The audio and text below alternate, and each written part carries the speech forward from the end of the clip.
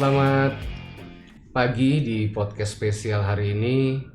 Biasanya yang duduk di sini adalah YDM, Yoga Dwi Mukti, dan biasa di belakang sana ada namanya Syamsul.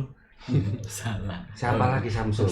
Syam Irawan. Nggak usah pakai sulnya. Tapi hari ini mereka berdua menjadi bintang tamu di kegiatan podcast yang mungkin akan membahas banyak tentang profesi dan dilematika pada saat menjalankan profesi. Assalamualaikum. Waalaikumsalam Waalaikumsalam warahmatullahi. Yang pertama kita akan bicara dengan sebelah kiri kita karena lengannya lebih panjang ya. Dia adalah Yoga Dwi Mukti, seorang pimpinan redaksi di Onyx News yang selama ini banyak menerbitkan berita-berita ya tidak terlalu penting tapi menjadi pembicaraan banyak orang dan berhasil membantu banyak kegiatan kemanusiaan. Terakhir kita ngebahas tentang banjir di Geria Permata. Geria Permata. Banjir buatan bukan dibuat. Iya. Atau gimana tuh Mas Yoga? Ya, itu banjir karena faktor non alam. Jadi Banjir yang dibuat. Iya. Oke. Bisa dibilang begitu juga sih, cuman kesannya kayak sengaja gitu. Cuman Enggak, kan kita udah ngomong sengaja tidak sengaja. Oh iya.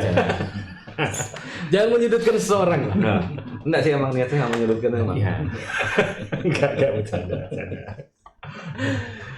Itu gimana sih itu sebenarnya Ya. yang dilakukan oleh pemerintah itu sesuai dengan yang dijalankan oleh operator enggak sih? Ya, jadi mungkin saya harus update dulu dari pertama terjadi. Jadi saya menerima keluhan dari warga setempat di Geria Permata Asri itu di jalan apa ya namanya? Jalan Ciliwung atau apa saya lupa namanya. Kebetulan itu adalah wilayah yang paling rendah di perumahan tersebut. Bahwa ternyata ada genangan air di situ. Kemudian setelah saya periksa, saya cek, kemudian juga saya berusaha investigasi, ternyata di perumahan sebelahnya itu ada pengupasan lahan. Which is itu akhirnya menutup saluran air yang semestinya melewati situ. Walhasil air tadi tidak ada tidak bisa kemana-mana, jadi ya tergenang di situ. Dan itu airnya pun juga air buangan rumah tangga, jadi orang mandi, ya habis BAB. Bukan air serapan alam ya? Bukan. Ya kalau misalkan turun hujan juga ke situ juga pada akhirnya kan gitu. Tapi kemarin terjadi selama 7 hari atau 10 hari ya? Kalau dengan hari ini lebih dari sebulan. Dan itu banyak buangan rumah tangga. Mostly. Jadi memang itu kan wilayah terendah. Jadi dari perumahan-perumahan itu buangannya orang mandi, cuci piring, segala macam. Itu larinya ke sana. Aduh. Gitu. Jadi memang kondisinya memang limpahan ya. Tuh. Dan itu seorang Yoga datang karena jiwa persnya atau memang sifat kemanusiaannya? Awalnya datang untuk meng-cross check informasi tersebut dan kemudian memang akhirnya saya melakukan wawancara dan kemudian menjadikan itu sebagai berita. Tapi setelah sampai di sana melakukan tugas saya, ternyata kok saya berpikir kalau saya datang hanya untuk begitu saja, pers saja, jurnalistik. Ini ya, jiwa volunteer saya muncul, kemudian saya bersama teman-teman juga mengupayakan berbagai hal, termasuk ya bukan saya sih, ya teman-teman juga mengupayakan supaya bisa mendatangkan tertangki untuk bisa membantu sebisanya. Yang penting apa yang bisa dikerjakan lebih dulu lah, setidaknya menenangkan warga. Walaupun hasilnya tidak begitu signifikan, jadi kita menyedot sampai sekitar 15 kali bolak-balik itu tangki. Tapi memang turunnya itu hanya sekitar kurang dari 30 cm. Pada saat itu, kemudian pihak pemerintah turun, termasuk juga Bapak Wali Kota kita turun ke lapangan, memberikan instruksi segala macam. Turunlah mesin-mesin besar miliknya Dinas PU untuk melakukan penyedotan. Sempat sampai surut, betul-betul surut dan warga bisa beraktivitas. Tapi kemudian beberapa hari kemudian kembali lagi lah si airnya. Karena tidak ada solusi yang memang jadi solusi benernya lah istilahnya. Ya, karena hanya sementara. Drainase yang ke arah perumahan sebelah itu sendiri masih tertimbun, jadi tidak ada akses. Dan itu sekarang yang saya dengar sih masih dalam berproses dan juga sudah dilakukan dengar pendapat juga dengan pihak sudah sampai ke level dengar pendapat. Betul. Yang awalnya mungkin dari anggota legislatif bahkan ke eksekutif tidak tahu ya. Betul. Jadi ya kita membantu informasi itu juga ke mereka. Ya biar bagaimana mereka membutuhkan informasi juga kan. Paling tidak Hmm. dengan seorang yoga mengobok-obok pemerintahan lah. Ya enggak juga sih, enggak ngobok-ngobok juga. Tadi bahasanya Membantu memberikan Iya. informasi bahwa ada kejadian ini. Meneruskan informasi. Betul, ya. Jadi menampung keluhan warga. Oh. Kemudian warga juga saya arahkan, ayo langkah baiknya Bapak Ibu membuat aduan ini datang ke DPRD. Oke, Pak Wali sendiri itu tahu di hari keberapa? Itu sudah masuk mungkin sekitar di hari ke-10-an kalau nggak Hari salah. ke-10 baru Pak Wali Ya, tahu. ah. Berarti selama ini komunikasinya dengan mungkin dinas ya, follow up ke Iya, wali kota itu menurut Yoga Mukti itu bagaimana sih? Iya. Jadi tindakan pertama ya, yang mengambil tindakan pertama itu adalah BPBD dalam hal ini. Jadi BPBD itu turun, sudah melakukan monitoring dan segala macam, kemudian membuat penampungan sederhana, kemudian mengerahkan 2 unit floating pumpnya. Oke. Walaupun juga hasilnya memang tidak signifikan juga karena memang butuh pompa yang sangat besar gitu kan. Oke, akhirnya Pak Wali membawa pompa yang lebih besar. Ya betul, karena pemiliknya hanya PU, itu pompa yang besar Oke. gitu. Jadi langsung dikoordinasikan dengan Betul. itu hasil dari pemberitaan di Onyx News. Salah satunya Salah dan juga satunya. dari teman-teman pers yang lain. Pers yang lain. Saya lihat juga ada Balpos, Iya betul. kemudian lintas Balikpapan Ada. terlibat juga. Bahkan volunteer-volunteer lain itu membantu ya. Banyak sekali teman-teman relawan Balikpapan turun di sana membantu apa yang bisa dibantu oleh mereka. Nah, kan itu antara ini kan fenomena yang terjadi selama ini hampir sekitar 8 tahun terakhir. Ini kan yang penting foto dulu, viral dulu baru bantu orang.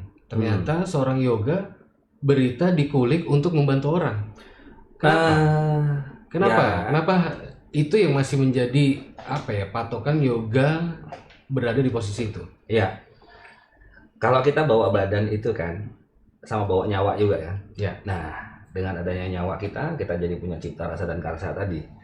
Setelah kita melakukan tugas kita, nah ada panggilan yang lain. Oke. Nah, panggilan yang lain itulah yang disebut dengan nurani.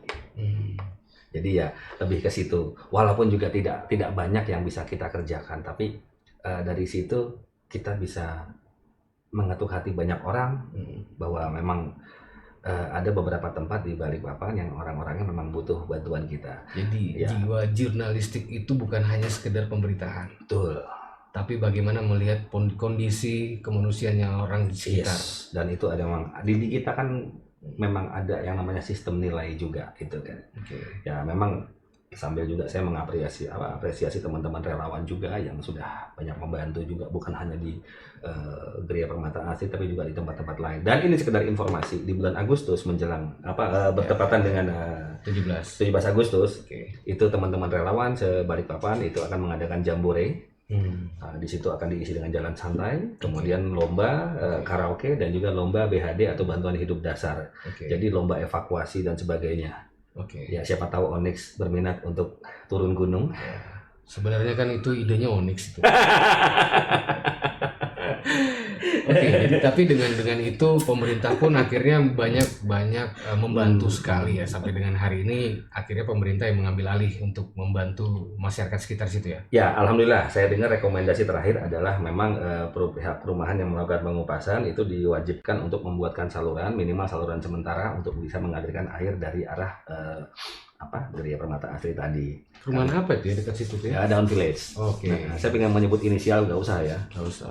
Karena kita bukan satu kasus yang Iya. ini ya, karena ini kasus alam Iya. yang dibuat. Dan juga dua pengembang yang kurang ngobrol saya pikir. Ya, kurang ngopi dia. Nah, kayak sebelah kita ini Sam Irawan. Sudah pulang kayaknya sudah. Ini Kasusnya air semua nih. ini juga seorang yang memang sifat atau jiwa kemanusiaan lebih ditonjolkan di depan daripada pekerjaannya. Tapi terkadang membutuhkan waktu untuk sendiri ya. Ya, apa aktivitasnya hari ini? Nah, di hari ini kebetulan saya masih mengkonsep untuk sebuah event. Oh, seorang event organizer. Ya. Saya lebih ke kreator event dan juga pastinya ada berhubungan dengan kemanusiaan juga. Gitu. Nah, pandangannya menurut seorang Sam Irawan tentang sifat kemanusiaan dari jurnalistik itu seperti apa sih? Wah, ini jurnalistik ya. jurnalistik ini Itu kan profesi yang betul profesi. menjadi istilahnya piring nasi seorang jurnalistik Betul. itu ada Suatu jurnalistik. profesi ya itu ya. Ya, suatu profesi. Profesi. Dan terkadang antara kasus demi kasus itu kan bisa membahayakan dirinya sendiri ya, betul ya Mas Yoga ya? Iya. Nah itu bagaimana pandangannya Syamirawan seorang konseptor nih memandang hal tersebut? Jurnalis ini sebenarnya lebih cenderung ke ini ya. Lebih preman sebenarnya. Hah, preman. Preman. Lebih ke Ini preman menarik gitu ya, ya. ini menarik Preman, ini. preman. Kok bisa preman ya? Gak bisa, itu dia. Dari sudut pandang saya itu, jurnalis itu dia tidak ada tertutupi. Semua transparan. Oke. Siapapun diinformasikan benar tidak salahnya itu lah.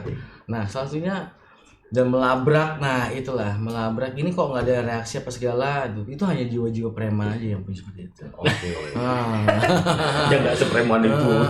Karena ya preman Jadi saya simpulkan gini, jurnalis itu orang yang terbuka. betul. Kan preman itu bahasa dasarnya kan adalah free man. Nah, freeman. Itu maksudnya gitu kali ya. Betul. Maksudnya gitu. Jadi terbuka untuk memberitakan dan diberitakan. Ya. Seperti itu.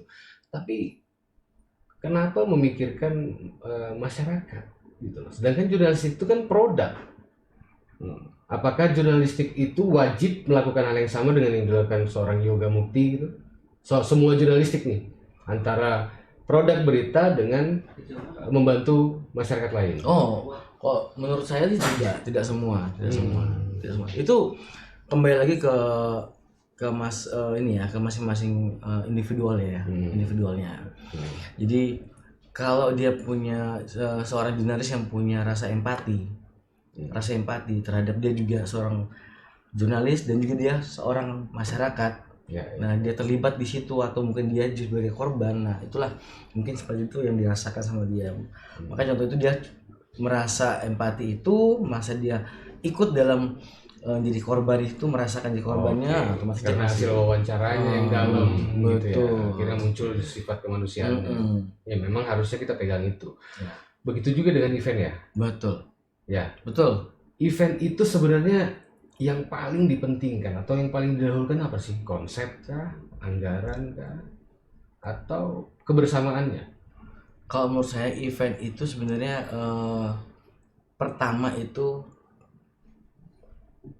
tergantung kebutuhan. Oke. Nah, eventnya tergantung Kalau kebutuhan. dompetnya tipis, Betul. berarti Iya, kita sesuaikan juga sebenarnya. Karena semua produk itu pasti ada pembiayaannya. Nah, kita Oke. coba sesuaikan juga gitu. Tapi tidak mengurangi dari kemasan. Oke, Hal jadi konsep seperti itu bisa berjalan Hmm, maksimal kalau memang anggarannya sesuai. iya, Seperti itu ya. betul. Oke. Kalau misalnya anggarannya terbatas, Tetap tetap jalan. jalan. Konsepnya berubah. Menyesuaikan. Betul, pastinya. Oh. Ada harga, ada rupa jadinya. Nah, pastinya. Tapi di balik itu kita juga tampilkan. Jadi gini, kita juga pasti menjaga ini ya untuk suatu event tuh menjaga dari kemasan tampilan semuanya itu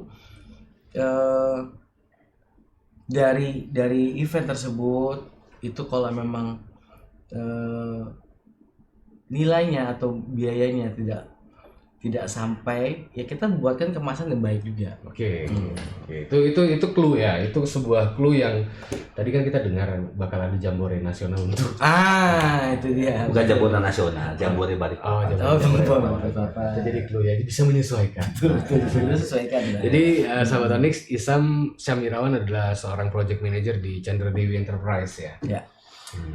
Tadi kembali ke jurnalistik dan kemanusiaan. Hmm. Apakah seorang event organizer itu juga memikirkan yang sama? Oh iya, pastinya ya. Jadi tapi tidak semua kreator itu mempunyai seperti itu. Jadi gini, hanya beberapa mungkin beberapa itu karena gini, dia punya prinsip. Kreator kan prinsip. Jadi kalau memang arahnya ke bisnis ya bisnis. Oke. Nah, kalau memang kemanusiaannya kemanusiaan. Tapi pada saat terjadi sesuatu di event itu yang berhubungan dengan kemanusiaan, kalau tadi Yoga Mukti mengatakan bahwa ya saya tetap jalankan dua-duanya nih, apakah seorang kreator pada saat menjalankan event melakukan hal yang sama? Misalnya ternyata bayaran bandnya masih kurang nih. Itu tengah-tengah jalan. Kenapa mau main? Kurang bayaran nih. Yang tadinya 10 lagu, 2 lagu cukup. Ya, Nah, gitu. itulah. Apakah seperti itu. Itu sebenarnya sudah harus Oke. diiniin ya, udah harus di. Jadi ada beberapa langkah dalam menjalankan event ya, ngebentuk event tuh ada beberapa langkah sebenarnya. Nah itu sebenarnya sudah matang harusnya di para event. Oke. Jadi deal-dealan di depan tuh lebih Betul. penting daripada deal-dealan di balik meja. Betul. Dan juga kita pasti sampaikan juga apabila memang ada perubahan, nah itu sudah pasti antisipasi di situ. Oke. Nah, Oke, jadi sahabat Onyx, kita akan masuk di segmen terakhir dengan masing-masing memberikan sebuah pendapat tentang kemanusiaan dan profesionalisme. Jangan kemana-mana, tetap di Onyx Podcast spesial hari ini aja.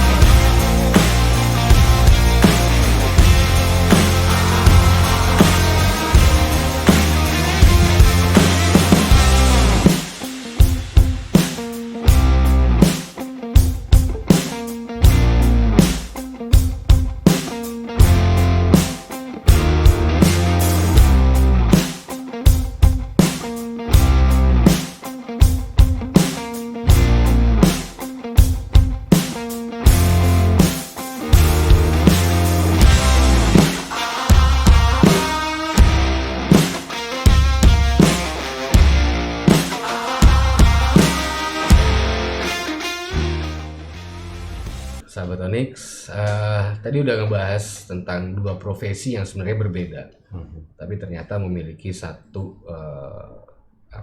satu intuisi yang sama. Ya, ada irisannya. Ada irisan yang mirip dan outputnya sama-sama memberikan yang terbaik. Produksi media sebuah output yang memperbolehkan seorang pembaca untuk memberikan opini, bahkan masukan, bahkan solusi. Dan kritik pun bisa dilakukan oleh pembaca ya Mas Yoga ya? Bisa, kritik dan masukan itu boleh. Karena itu juga misalkan kayak saya nih membuat sebuah pemberitaan dan kemudian ada pihak yang keberatan, nah itu kan kita wajib memberikan ruang untuk memberikan hak jawab bagi mereka, hak klarifikasi. Nah begitu, itu apa equality-nya di situ. Berarti membuka ruang untuk diskusi dong Oh sebenarnya. banget, harusnya kita membuka, sebelum diskusi kita membuka diskursusnya dulu. Nah diskursusnya kita buka, otomatis ada bahan diskusi. Oke, Nah, masalahnya dulu nih, Betul. baru didiskusikan. Ada diskurs, ada diskus. Tapi kan itu tidak tentu semua jurnalistik yang punya pengalaman banyak ya. Maksudnya seperti ini. Jurnalistik muda untuk hari ini mungkin yang umurnya 5 tahun, cuma 10 tahun. Itu apa bisa melakukan hal yang sama?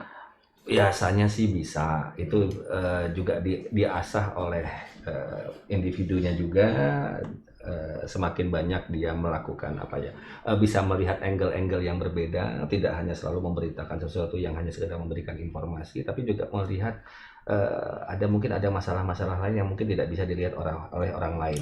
Itulah sebabnya kenapa saya selalu bilang kita harus punya serba sedikit dalam hidup kita. Serba sedikit. Oke. Sedikit sikap skeptis itu akan membantu kita untuk tetap bersikap kritis. Oke. Ya nggak? Ya. Nah, dengan adanya sikap kritis tadi, otomatis kita akan selalu berpikir, oh, kok bisa begini? Berarti skeptis Anda itu sebenarnya untuk men-trigger Anda membuat sebuah berita. Yes, dan itu adalah sebuah kewajiban bagi saya untuk membrainstorm diri sendiri setiap hari. Ya. Bukan berarti Anda antipati dong. Oh tidak, sama sekali tidak. Justru saya memberikan ruang bagi orang lagi, silahkan kalau misalkan Anda mau menjelaskan itu gitu. Kita memberikan space gitu kan.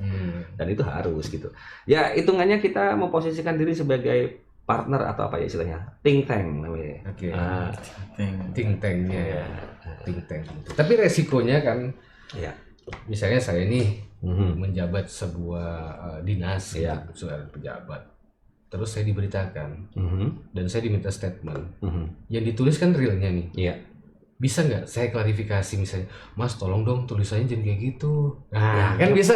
Ini pasti terjadi kan? Ya bisa, boleh saja selama tidak ada hal-hal yang apa ya menabrak aturan atau sesuatu yang terlanggar. Bisa saja orang itu mungkin keliru lidah, keliru dalam berucap, kemudian dia Oke. berusaha mengkoreksi. Berarti Nah, ada waktu jeda untuk klarifikasi, Pak. Saya beritanya seperti ini sebelum tayang atau bisa tayang aja atau gitu? setelah tayang atau boleh saja. Kemarin itu misalkan oh ya kemarin itu maksudnya bukan begitu tapi lebih begini. Bisa jadi mungkin saya yang salah menerjemahkan ucapannya. Bisa jadi begitu kan? Oke. Jadi kan kalau misalkan orang itu kan mendengar apa atau melihat tulisan misalkan. Tulisan itu kan tidak disertai dengan intonasi, tidak disertai Betul, dengan hanya ekspresi. tulisan. Hanya- Jadi kan mengundang macam-macam persepsi. Betul. Nah, jadi dari tulisan itu ya kita bisa membuat kesimpulan yang bisa jadi ada yang berbeda gitu kan. Cuman yang jelas kalau saya selalu melarang diri saya sendiri untuk berasumsi. Saya tidak boleh berasumsi. Oke. Jadi biarkan opini ini masyarakat yang menentukan. Yes. Kan kita kembalikan ke situ sebagai sebuah bahan atau sebagai sebuah diskursus untuk bahan diskusi di masyarakat. Oke. Syam Irawan, Syam Irawan. event organizer atau konseptor atau biasa kita sebut dengan kru. Apakah punya hal yang sama pada saat berjalannya event? Ada kritik masuk, dirubah juga atau gimana? Misalnya nih, jalan nih running event nih, baru 5 menit udah Mas itu kok kayak gitu, kan biasa gitu tuh. Oke. Nah, itu bisa nggak kita ngerubah di waktu yang sama? Kita lihat kalau itu memang ada kesalahan dari talentnya atau memang kesalahan dari ini ya, itu bisa kita rubah langsung. Tapi kalau basicnya dari semacam kayak rundown gitu, itu tidak bisa karena udah fix. Atas kesepakatan. Ya, atas kesepakatan. Oke. Tapi setiba langsung merubah gitu, main rubah, dan itu pun juga harus ada koordinasi yang lebih lagi. Tetap bisa, tapi tetap harus dikomunikasikan. Ya, Improvisasi jadi. improvisasi betul. Itu masih boleh berarti ya. Masih bisa. Berarti Anda labil dong. Sesuaikan sama user juga soalnya. Dia yang bayar. Kita jasa soalnya ya, betul. Nah menarik ini ya, ternyata event organizer itu jasa. Jadi kadang-kadang orang berpikir event organizer itu industri yang hanya menjadi vendor. Oh, Bukan ya. bukan. Jasa itu kan kategori luas ya. Betul. Termasuk vendor adalah jasa sahabat Onyx, benar ya? Betul. Jasa, tapi ini jasa keseluruhannya. Membawahi vendor, bahkan saya dengar Chandra Dewi Enterprise sudah punya beberapa equipment yang memang disiapkan untuk event. Iya. Mantap. Apa aja itu? Salah satunya sound system kita sudah punya, multimedia visual juga kita sudah siapkan, dengan kemasan-kemasan yang udah nggak kalah lagi dengan kemasan ibu kota lah ya sebelumnya. Mungkin kita juga bisa siapkan ini di ibu kota yang baru ini sekarang. Berikutnya lagi kita juga kuat di publikasi juga. Talent juga Betul. ya termasuk ya. Jadi semua ini yang berhubungan dengan jasa, dari jurnalistik pun jasa gitu ya Mas. Kemudian event organizer juga jasa, yang mengutamakan profesionalisme. Tadi Mas Yoga membuka ruang untuk narasumber memberikan klarifikasi, kemudian juga bisa memberikan sebuah muatan baru bahkan ya, improvisasi baru pada saat running acara. Boleh dong dikasih statement terakhir Mas Isam dulu deh tentang perkembangan kreatif Kota Balikpapan. Silakan. Oke. Untuk kreatif Balikpapan sangat diutamakan kesiapannya menjelang ibu kota baru. Mari kita bersama membangun. Ya kalau bisa kita membangun sistem dengan kekuatan dan beradu ide. berani ide. Kebersamaan dan berani ide. Berani ide. Gokil. Oke. Mas Yoga, silakan. Oke. Mengenai Berarti salah pasal. perkembangan dan kedepannya media di Balikpapan seperti apa? Oke. Nah, media apa ya? Kalau bisa bicara media, kita bicara masalah informasi. Nah, informasi itu adalah sebuah kebutuhan bagi masyarakat yang ya memang harus terus-menerus diberikan asupan informasi yang tepat dan benar gitu kan, supaya tadi yang seperti saya bilang, kita harus memberikan bahan atau berikan asupan untuk bahan diskusi di masyarakat. Jadi sebisa mungkin kita juga memberikan informasi yang berimbang dan juga kalaupun ada hal yang baik pasti juga ada hal yang buruk gitu kan. Semua itu ada perimbangannya gitu. Nah kemudian seperti tadi saya juga mau kembali ke yang serba sedikit tadi yang saya bilang. Nah, ada baiknya kita tetap memelihara sikap skeptis kalau misalkan bagi seorang jurnalis gitu kan. Alasannya kenapa? Untuk netralitas ya. Demi memelihara sikap kritis dan objektivitas. Kemudian juga sama seperti halnya dalam hidup kita, tetap harus punya namanya sedikit rasa takut supaya apa? Supaya tidak mudah meremehkan sesuatu. Betul nggak? Jadi itu konsep hidup serba sedikit kalau dari saya. Baik. Jadi sahabat Onyx, terlihat jelas pertanyaan terakhir saya ingin mengangkat sebuah brand mereka masing-masing, dan ini terbukti dari pembicaraan kita dari awal. Yang dikedepankan kedua narasumber adalah kebersamaan antara manusia dengan manusia. Yeah. Mereka berdua tidak membahas tentang Chandra Dewi Enterprise harus bagaimana, Onyx News harus bagaimana, tapi bagaimana kebersamaan ini untuk membangun negeri. Terima kasih. Saya Chris Agali pamit. Terima kasih narasumber. Siap. Samirawan. Terima kasih. Semoga di podcast hari ini bukan membahas sesuatu tapi memberikan inspirasi terbaik untuk sahabat Onyx. Assalamualaikum warahmatullahi wabarakatuh. Listen to Onyx Radio 88.7 FM. Inspiring your life.